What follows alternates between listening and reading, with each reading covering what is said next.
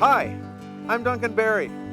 Welcome to the Blue Heart Chronicles, where the story of life is told by water. I'm making my way along the upper reaches of one of my very favorite stretches of water in the world, the Salmon River.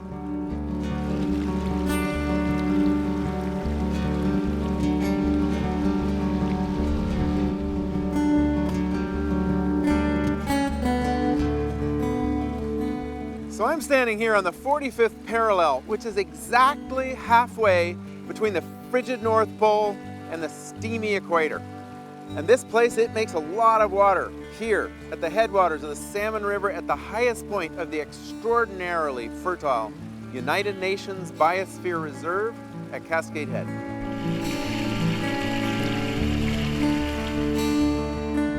Over the next few minutes, I'm going to take you inside the inner workings of the operating system of our very own planet. During our journey, you'll hear true mind-bending stories about water and the creatures that live there that are way beyond the creativity of even the most imaginative fiction writers. From its origins on the surface of the sun to the dark abyss of the open sea, we're going to take a deep dive into the powerful and mysterious world of this abundant liquid that runs like a blue thread through all our lives. Speaking of water, this beast of a tree, the great Sitka spruce, they can drink up to 500 gallons of this stuff on a hot day in the summer. So one of my heroes growing up was an exceptional poet-scientist by the name of Loren Eiseley. And he opened his famous poem, The Immense Journey, with the following line: "If there is magic on this planet, it is contained in water." So come with me on a journey. Let's head downstream.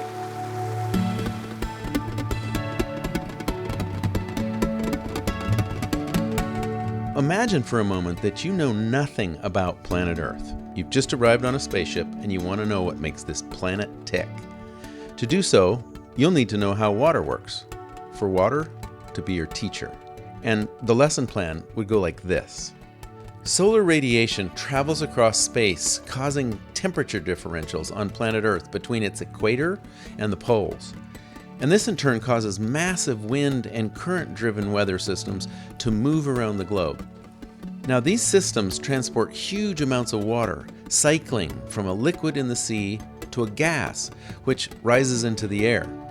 As it cools, this gas condenses, falls back to land, and makes its way back to the sea again in a gravitational migration that we simply call the water cycle.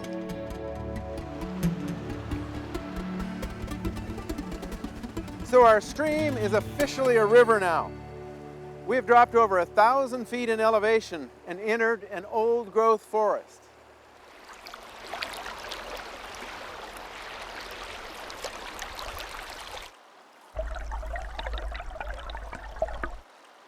What I hold in my hands right now, this simple, clear liquid, is made up of bonded molecules of oxygen and hydrogen that were born billions of years ago in the heart of collapsing stars. Really, they were blasted out across the Milky Way in the early days of the universe, and these particular molecules ended up here on planet Earth. And those same molecules have been here ever since, flexing constantly and recirculating across time and throughout this world of ours, shape-shifting in the form of great storm clouds, moving through food crops, flowing down the Nile River. Who knows, even Hannibal may have breathed some of these very same molecules we're breathing right now as he crossed the Alps on his elephants. As we dive down to the atomic level, we see that water is actually a chemical partnership between two of the most prevalent molecules in the universe. Add 2 parts hydrogen with 1 part oxygen and stir. These two molecules share electrons with each other. Oxygen atoms carry a negative electrical charge and hydrogen atoms a positive one. And since opposites attract, we have a match made in heaven, literally. This relationship became a portal for all life on Earth. So this great tree has been here 7 or 8 times longer than any human being on Earth, a testament to the same heavenly pairing. Under it all, lying at the core, quietly making it all possible, is water. Now we know what water is made of and how it was born. But how did it become the planet's operating system, you might ask? Well, it all starts out as radiation leaving the surface of the sun just 8 short minutes ago. That's how long it takes to travel the 93 million miles through the dark reaches of space to fall here on Earth. Now, Earth is called the water planet for a reason, just like Goldilocks would have it. Not too cold, not too hot, but made just right, so that billions of years ago, life could spring forth here on the third planet from the sun.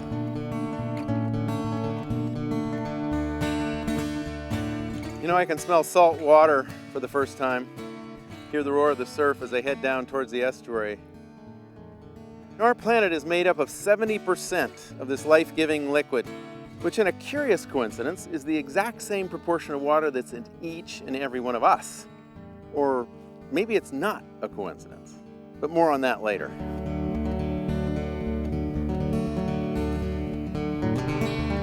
Watersheds are a biological unit defined by gravity. At the top of our watershed, tiny tributaries are forming right now, and they build into creeks and cut a path through the land, sweeping away the nutritious earth and revealing the bony structure underneath its surface.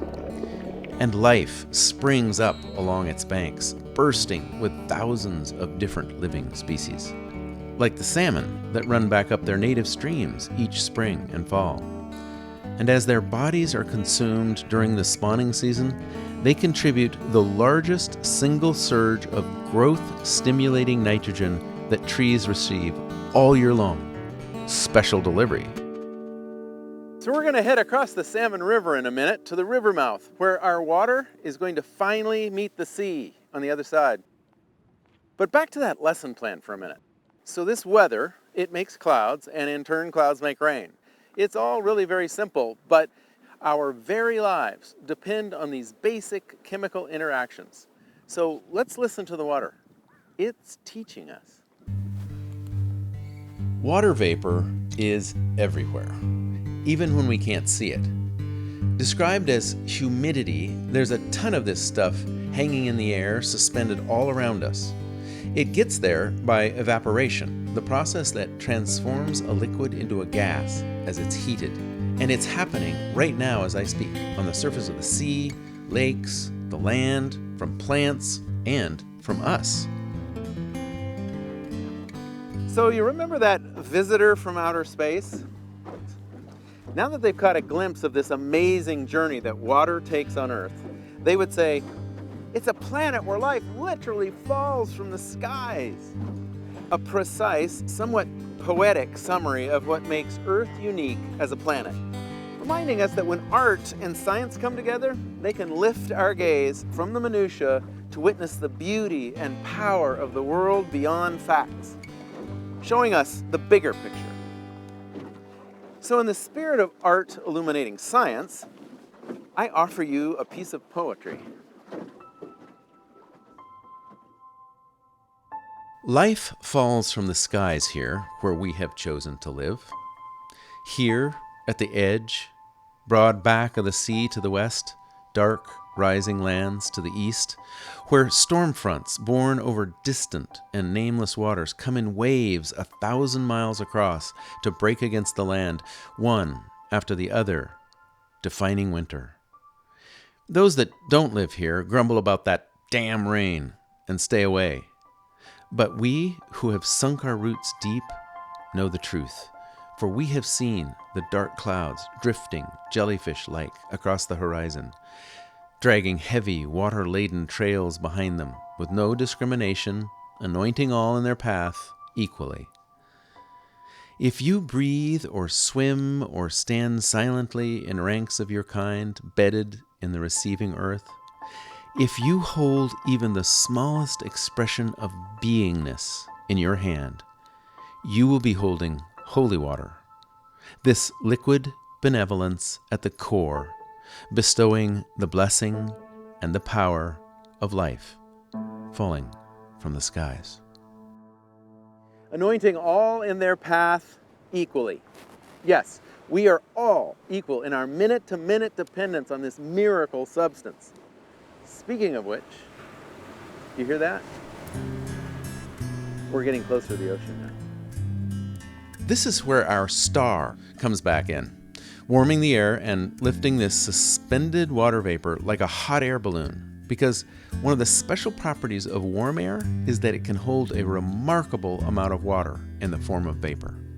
As it rises and meets colder air in the atmosphere, it cools. And because cool air cannot hold much water in the form of vapor, it reaches a state of supersaturation and flips the switch to turn back into a liquid, and a cloud is born. And when those droplets start combining together and become bigger and heavier, you guessed it, that molecular partnership starts falling out of the sky as rain. So let's bring this lesson plan home. Whether we're bush people of the Kalahari Desert or an inhabitant of the Pacific Northwest rainforest like me, we all live in a watershed like this one we have been journeying through together. All of us. Water is all around us, moving across the land on its gravitational migration back home to the sea. These ribbons of water flowing across the land resemble the veins and arteries in our own bodies, both carrying the stuff of life itself. Finally comes the meeting of this fresh water with the salty waters of the sea, in what we call estuaries. Like great lungs, estuaries breathe in that respiration we call tides. Every 6 hours, an in-breath, bringing nutrients and cooling waters. Then an out-breath, taking away all the waste, sweeping back out the mouth of the river to the sea. Our water's journey, having started as evaporation from the surface of the sea, makes its way back home again. There it is. Our water has nearly completed its journey home to the Pacific. In wrapping up this episode of the Blue Heart Chronicles, here are a couple of unifying thoughts to consider. Water is not just out there, but it's also in here, making up the majority of our body weight.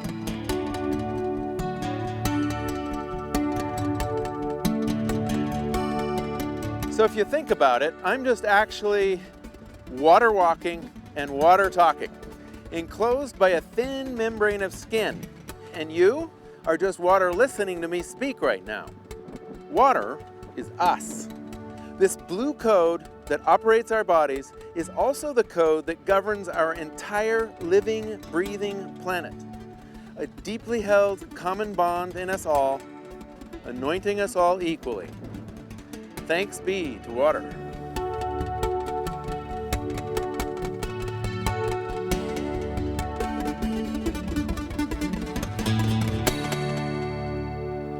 It's the water of the Pacific. We're here. We started out not long ago at the top of the watershed, tracing fresh water as it ran across the land. Well, now that same fresh water, right here at the mouth of the Salmon River, is meeting the mighty Pacific, where all life is born. So some could say we've arrived at the end, but we might also ask, maybe this is the beginning. Thanks for spending some time with me today in the company of water. It's my sincere hope that you will think of it quite differently from now on. So join me next time as we continue to explore this story of life as told by water. See you next time on Blue Heart Chronicles.